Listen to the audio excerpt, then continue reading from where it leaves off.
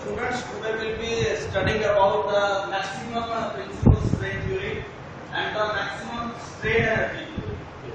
Although the name is similar, maximum strain theory, maximum principal strain theory, and the maximum strain energy theory.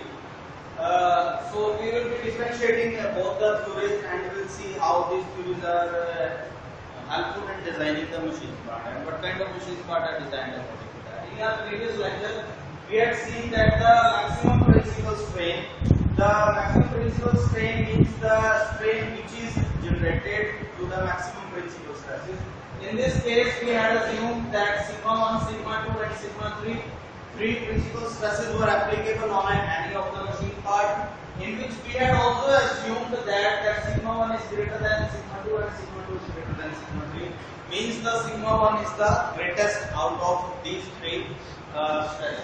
So due to that, E1 is the strain in all of these three will be the highest in a tensile test. So that is why we are assuming that the maximum principal strain produced due to the maximum principal stress, that is sigma 1, should be less than that of the you can say that the yield point strength of the material at the in a tensile test upon E. So this is the condition, safe condition for the design to be that the machine part should not. Now we will be considering about the strain energy. Some machine parts are there, like springs are there, like you can say other parts in which the energy is being absorbed by the material during their operation, and it is released gradually. You can take an example of a spring, and many other machine parts are also available in which the strain energy, the application of the strain energy is there, means they absorb the shock or they absorb the impact, and on the basis of that they are designed. So let us see the strain energy theory. आपको which extent the machine part will not feel. आपने load लगाया, strain energy उसने absorb करी और gradually उसने release कर. ये नहीं कि आपने shock लगाया और वो टूट गया.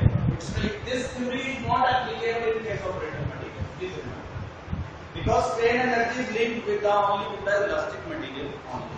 So we know this equation that E1 is equal to sigma 1 upon E, mu sigma 2 upon E, mu sigma 3 upon E.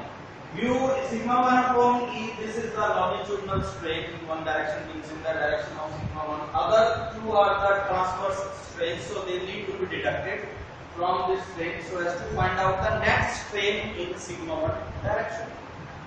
Similarly, E2 and similarly E3. We know all these three equations. We also know that the strain energy stored in this machine part, which is under the application of sigma 1, sigma 2 and sigma 3. Due to this application, we will be having the total strain energy stored in that will be half of sigma 1 E1 plus half of sigma 2 E3, E2 and half of sigma 3 into E3. So this is the strain energy stored due to the loading, whatever load we have applied, whatever stresses we have applied, sigma 1, sigma 2 and sigma 3. Now we are having put the value of E1, let it be this is E1. We are having the value of E1 over here. Similarly, E2 we are having the value of E2 over here. Similarly, E3 we are having the value of E3 here. We have to put all these three values in equation number 1, and we will generate a final equation. Let us see what is the final equation. After putting the value of sigma E1, E2 and E3 means the strain. So after putting the value and solving the equation, so we will be getting the strain energy stored in the material due to the application of sigma 1, sigma 2 and sigma 3. This will be equal to this much. We are also having in a similar test, we are testing the material. The same material is being tested under the tensile loading. Tensile loading means we are putting the material under a UTM and we are testing it up to its yield point. How much strain energy is being stored in that. So we are writing the strain energy at the yield point in a tensile test of that material. This energy is gained from the UTM test. You will be testing the material on the UTM, and sigma YP is the yield point strength of the material. E is the Young's modulus, and you know this formula. So this is the equation number 2. So for the no failure condition, this is the strain energy induced or stored into to the body due to the application of the external effect. जो हमने load लगाया जब machine part हमारा काम कर रहे होंगे तब उसके ऊपर जो load, this strain energy should always be less than this one. Under the tensile test के अंदर जो हमने ये स्टैंडर्ड है, ये आपका जो है जब हम काम कर रहे होंगे बट अलाउड है।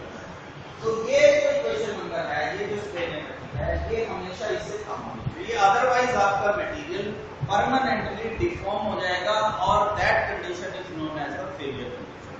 So as to avoid that condition, it means that for no failure condition, material आपका deform now, machine part आपका deform now, so equation number 2, it means the strain energy at the equal point, means the standard strain energy at the equal point should always be greater than, this energy should always be greater than the induced or vice versa.